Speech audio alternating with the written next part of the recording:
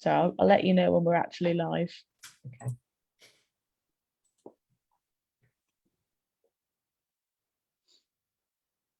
I'm only looking there, Emily, because I've got every bit of detail on my other screen. Oh, you're double screening. I'm a double. I can't exist without anymore. Oh, really? Yeah, I probably should. Okay, we're on.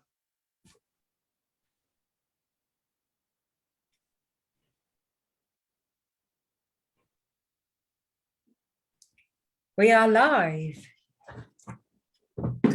Well, it's lovely. It's lovely to be here on a Monday afternoon going into evening to talk to Emily Gopal. So I'm delighted to be hosting Emily on this primary NSEAD live event.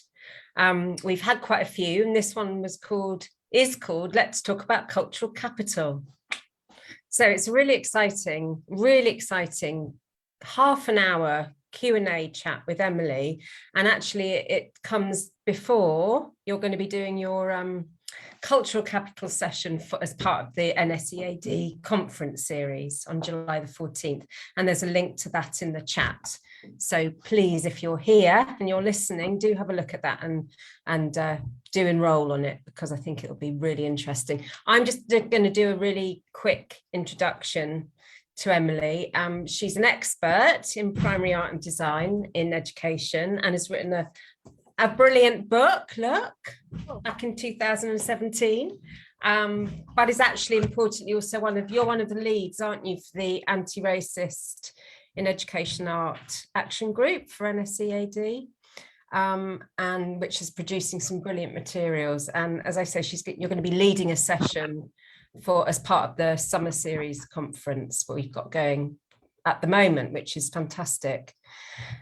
So please do put any questions that you want to anyone listening out there, and I will kind of, what's the word I'm looking for? I will note the questions, and then I can ask Emily, and I'll sort of keep my eye on that so I can field them through properly.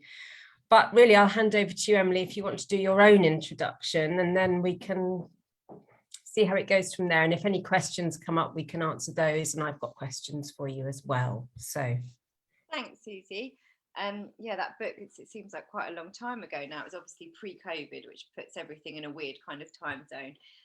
But at the point where I wrote the book, which I think was 2017, I'd already been teaching in both secondary and primary sector, and to date I think I'm nearly up to 18 years teaching. I still have a part-time art teaching practice in a primary school in southeast London, which I still love, but alongside that I do freelance work, as you said, Susie, with a lot of work with the NSEAD, which is just so enriching and educational for me as well, as part of their anti-racist group, and then also leading CPD coming up. I also work with cultural institutions, so I'm just about to embark on my second project with Tate and a few other museums and galleries, and then really excitingly work with a lot of teacher training providers, which is a really good sign, because it means that teacher training providers such as Teach First are interested in working with a primary art specialist who has a real strong belief and advocacy around decolonising curricula and looking at anti-racist approaches. And of course the NSEAD anti-racist checklist comes in really useful in all of those different cultural sectors and education sector work. So yeah, part-time teaching and freelance, doing all sorts of exciting projects all around the theme of art education.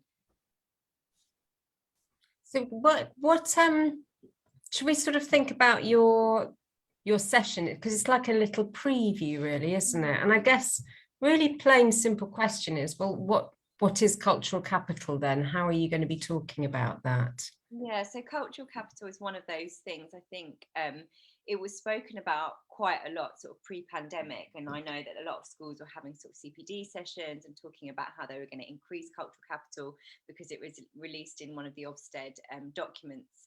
It's a term that actually stems from the sort of 1970s from a French philosopher called Pierre Bourdieu.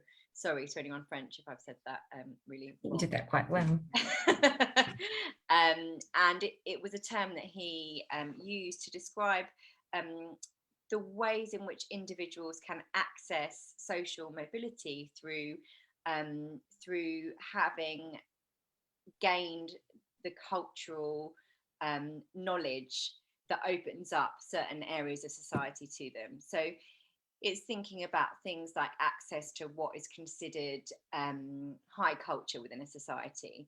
And when Ofsted introduced that, a lot of people, educators, were quite pleased, because it meant that Ofsted was paying attention to things that weren't quantifiable, weren't measurable, things like exam results. So they were paying attention to a broader curriculum that was enriching.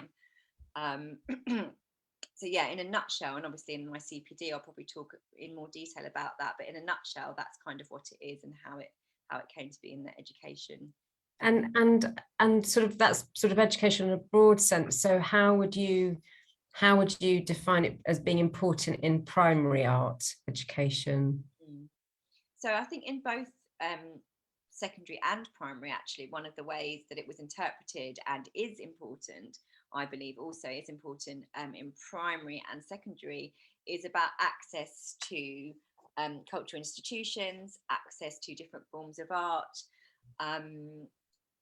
And, you know, we do that in the primary sector, probably similarly to secondary, through things like organising school trips to galleries, having visiting artists. We look at our curriculum content, which, again, these are things that I'll elaborate more on when I lead my CPD. But one of the things that I have really, really quite early on felt almost kind of opposed to with this idea of cultural capital is the idea that we're in a kind of framework where we, the educators, decide what is considered high culture, and we kind of go about the business of educating our young people in accepted forms of culture. And of course, we do want them to visit galleries, we do want our students to engage with art and the art world. But one of the things that I have done a lot of work with galleries and with NSEAD and other people about is the idea that cultural capital is something that students also bring to the educational institution. So it's not necessarily the case that we are there as educators to spoon feed cultural capital to these poor kind of empty vessels who are just void of all culture. Students arrive with their own cultural heritage, with their own identities and their own forms of culture. So one of the things that I'm really big on is creating opportunities and lesson plans and curriculum planning where students are given the opportunity to celebrate their own cultural identity, rather than just experiences where they're, for example, accessing the Western art history canon as a form of cultural enrichment. So that's kind of what it has meant more regularly, is about access to galleries and artists. And what I've done is is quite early on said, look, let's reclaim this term cultural capital so that it can also mean students enriching the school community with their cultural capital. Yes, and reflecting the children are actually in those classrooms. Yeah, exactly. And they enrich the school curriculum, don't they? And then there's a sense of ownership. Yeah. I think, you know, in schools we talk a lot about, especially post killing of George Floyd and Black Lives Matter movement, we talk a lot about celebrating diversity now, you know, these kinds of things. And actually, if you are in a classroom setting, for example, where the students are producing artwork that is about celebrating their own individuality in all its many facets, then that is a really genuine way of celebrating diversity in the school, because you've undoubtedly got, you know, however many, 15 or 30, depending which school you're in, individuals talking about their own identity, talking perhaps about their cultural or mixed cultural heritage. So it's a really embedded way and a genuine way of celebrating diversity. And a really exciting way, because it actually challenges what we just always conform to. And it means you don't, as a child, you might not actually have to do 5 years of Van Gogh sunflowers as part of your artwork. You know, you'll be using a whole range of artists and bringing that into the classroom, but from the sense of the children. So it's really interesting. Yeah, and it gives them a chance. You know, one of the things that during one of the lockdowns, I released a video, which I was releasing home learning videos, drawing, painting, etc. And then at some point, I think I overheard a conversation with my then, I've moved since, but my then upstairs neighbour, who is Lithuanian, and she said to me, she was talking to her children and she knew I was a teacher, so she came out and she said, I don't know what to teach them, like I can't do the teaching. I said, but you can, like I hear you all the time teaching them how to do the gardening, talking to them about cooking, and like this idea that actually all the great learning happens in school. Or no, that families and parents have really incredible stories to share about heritage and identity as well.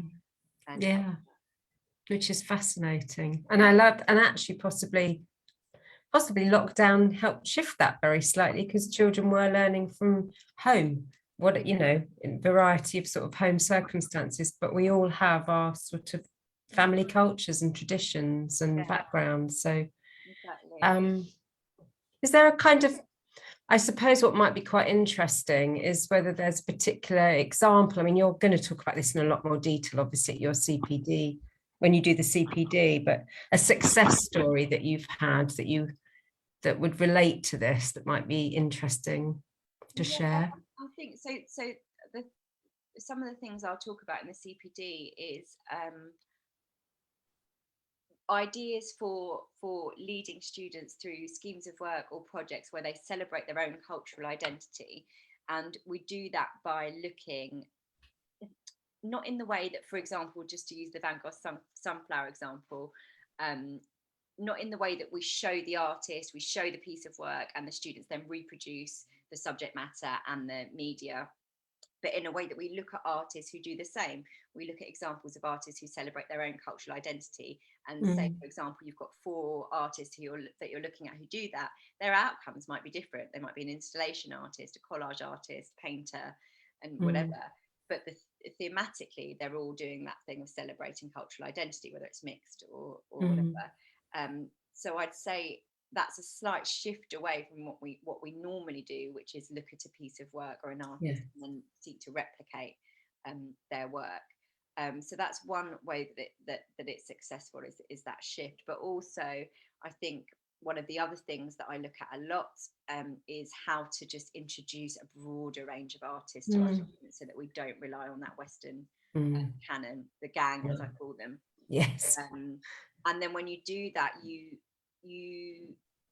in both those cases, so celebrating cultural identity, but also just broadening out the art and artists we look at, you as a byproduct of that, you see that students feel validated by looking at artists who look like them. So that, you can't be what you can't see. There's that kind of thing. And looking at, I've had examples where I've shown a class photographs of Frank Bowling, because one of the things I always say is show photographs of the artist's work, show the studio space. And these a pair of girls started giggling at this photograph of Frank Bowling. He's one of my favourite artists, because he's from Guyana, which is where my family are from. But these girls started giggling, and I sort of said, "Why are you giggling? What's funny?" And they said, "Oh, he looks like my granddad." They were so sort of amused, excited. But familial, there's a really important relatable, exactly. Quality into that, isn't there? And then, not to mention one of the other things I talk about, which is broadening out, so we don't just consider oil painting and sculpture as art, so that we look at crafts, we look at traditional crafts and textile art, because you will undoubtedly have some students whose parents or aunties or uncles or grandparents make, have been around clay and made things. So there's this thing about not saying, well, this is art. Which is so contemporary, and then it opens it up to so many more people and much more accessible, isn't it? So it's really important. There's a question in the chat, Emily, so I'm going to I don't know if you can see it, but I can read it out. So lots of interesting comments, thank you very much, especially about the dangers of being the gatekeeper to cultural capital. So do you think it's the responsibility of art educators to take learners across cultural thresholds they might not otherwise cross? And if so, is there a place, space, or artist that you encountered because of a teacher? Okay. So I think one of the, like I said when I started, I am and always will be first and foremost a teacher. So I by no means am saying like I and also I've written many whole school art curriculum plans.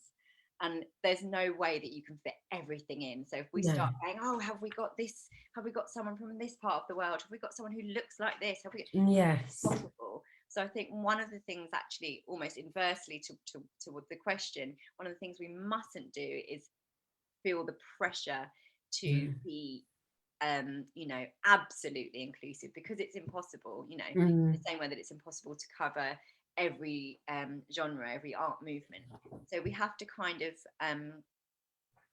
you know, give ourselves a break with that, I think, a bit. well, because that can become tokenistic, can't it, actually? And then it defeats the purpose. Yeah, exactly. Yeah. You know, I remember, and I interviewed Bob and Roberta Smith a couple of years ago now, I think, and one of the things we talked about is, you know, especially in primary school, one of the things that makes things subjects and learning come alive for you at primary school is the teacher. And I know I had a Sri Lankan teacher when I was at primary school, and so the music, and she loved music, so the music and art she would show us would be influenced by her own tastes and her own experiences, and I think that's fine. But I think one of the things we can do is be quite explicit with the students and let them know, look, I've chosen this artist, but this is by no means, you know, the sum and total of all the art there is out there about I don't know, volcanoes or whatever it is. You know, we don't have to pretend to be the gatekeepers. We can have those honest conversations with the students. Yes, About the fact that we've chosen 6, you know, from maybe from 36, from year 1 to year 6, 36 artists that we might look at. These aren't all the artists out there, and if, you know, and start having that kind of dialogue with the students. And importantly, ones that resonate with you as a teacher, because I think it's always important that we talk about and develop our language in speaking about why we like art, why we don't like art, you know, all those constructive conversations that are to do with perspectives, and we all have an individual reaction to things, so that really helps that conversation along. Yeah, those conversations, again, it's conversations where you're not stood at the front delivering the knowledge, where you're engaging the students in, you know, I often say, show the students contemporary art, you know, show them art that you might not like as even, and have conversations, have debate about it. Is this art? Why isn't it art? Those sorts of and they particularly love talking about ones they don't like. That really gets them chatting. Ones that have got something gross in them, like human blood or I think you know, I imagine on, you know, with this sort of live event, and obviously when you speak on the 14th, inevitably there'll be quite a lot of art subject leads who'll be joining, and they may well be here. Do you have one bit of advice? Because I know that's quite a hard thing to summarize, but, you know, even if we understand as passionate art education people, and we believe it is really, really important, sometimes it's hard to start to embed that in a real way into the art curriculum and into what you're writing, and transferring that to make sure other people take it on board, but in a real way. Is there one piece of advice that you would give just on this quick twilight session? I know you'll go into a lot more detail on the 14th of July. About how to diversify, was that? Yeah, and I guess how to alert people or alert the staff that you work with. You know, you're championing primary art in primary school, and you want them to sort of really become much more conscious of cultural capital and all that can then engender within the art curriculum. Is there one bit of advice? I think one of the things I've done a few times when I've been leading training is to invite attendees to training, and they might be experienced artists, they might be, as I'm well aware that art leads come to that position from all sorts of different backgrounds, and one of the things I'll always say is, you know, you might have just been given the role. I know that you might have just expressed a kind of mild interest in something vaguely arty, or you might have really gone for the role. So it's really it's really varied, the backgrounds that people come to an art lead position from. And of course with that comes the fact that there'll be variation in confidence, in experience of art education yourself. So some art leads may not have experienced an art lesson as a student since they were in year 9 at secondary school. So there's that real kind of difference in background for art leads. I think in terms of cultural capital, and one of the things that you can do, a quick practical exercise, is in a staff meeting, if you just get people to write down the first five to 10 artists they can. And then if you look at that, what you will see, and I've done it with a few different groups, and this is not to shame anyone, because I'm the first one to admit, and I have in different forums admit that I too fall into this trap sometimes. You'll see that the artists that people will list will be the same, mostly dead, mostly white, mostly male. And it's quite stark when you do that and you look at the list and you go, oh gosh, yes, what about everyone else around me? Oh gosh, yes, you too. It gives people a real shock, doesn't it? Yeah, it does. And again, like I said, really important, it's not to shame anyone. We're all products of the status quo that we have been, you know, that's been embedded in us. And so I'd say that's one thing. Just quickly, a second thing I would say for art leads is to remember that in a way, I always say being an art lead in a primary school is really maybe one of the more challenging leadership roles, subject leadership roles, because as we know, there are a lack of specifics around what to do as an art lead that perhaps are there if you're a maths lead or a literacy lead, for example, or a history lead. So really you're in a kind of position of having freedom because there are no specifics, but also having that kind of pressure, that overwhelm to develop something from scratch. So I'd say really lean on the resources out there. You know, there are great forums, there's the NSEAD, there's myself, there are all sorts of resources out there, and just don't put pressure on yourself. The most important thing is, you know, that you bring your own creativity and sense of kind of work in progress to developing your curriculum, if that's what you're doing. Absolutely, mate. And like you say, it's I mean, training varies for people in schools and art leads, and as you say, a lot of people become art leads without actually wanting to but enjoy it and celebrate it, because actually it's really, really exciting. But yes, definitely use the resources out there, and there are some brilliant online gallery resources as well, aren't there? So galleries, and educate yourself, you know, look at it from a perspective of educating yourself about maybe, you know, maybe one artist, maybe you set your staff the challenge to find one artist a term or a half term that interests them, that they like. You know, one of the tips I always give art leads is to celebrate creativity in your school. So not just think about art as a subject, painting, etc., but to think about more broadly, absolutely, and even create a display board or some kind of way of celebrating creativity amongst staff. You might have dancers, you might have singers, you might have people who enjoy doing makeup or interior design. So celebrate creativity in your school as a way of kind of broadening out the remit of art in your school, and just raising that profile of art and that absolutely exciting, really, all such exciting process. I mean, that's the thing, it's never ending, it's contemporary and dynamic, and that's what's so wonderful about being an art subject lead process. Like it doesn't have to be a fixed thing. No, the fact that there are no specifics, the fact that we don't have to test, that there are no national averages in art and design. Use that as a freedom for being so dynamic and creative in your art leadership. Brilliant, thank you. I'm just getting a message from Diane that there are no more questions, Emily, but it's been really interesting to talk to you, and I guess just a good plug to say tune into you for a longer session on the 14th of July. So 14th, I'll be giving some more kind of practical examples and ideas around how to teach using some of these themes of cultural capital and reclaiming cultural capital that I mentioned, and I'll look at some different artists that are good to look at for inspiration, which is brilliant. I shall be tuning in, and you know, do have a look, whoever's out there, at the ARIA resources, because they're brilliant and they link really closely with what Emily's talking about. The checklist really does help for you to look at the resources, your curriculum, attitudes, etc. across the school. And there's also Claire Stanhope's Cultural Capital video, or what would you call it, info, I can't remember what they're called, the info scribe, I can't remember what they're called now, that's on that part of the NSEAD about cultural capital. So I think we can wrap up from what Diane is saying to me, but thank you so much. That was really interesting, and I really look forward to the 14th of July. Yes, see you then. Thanks for having me. See you, Susie. Take care. Bye. Bye.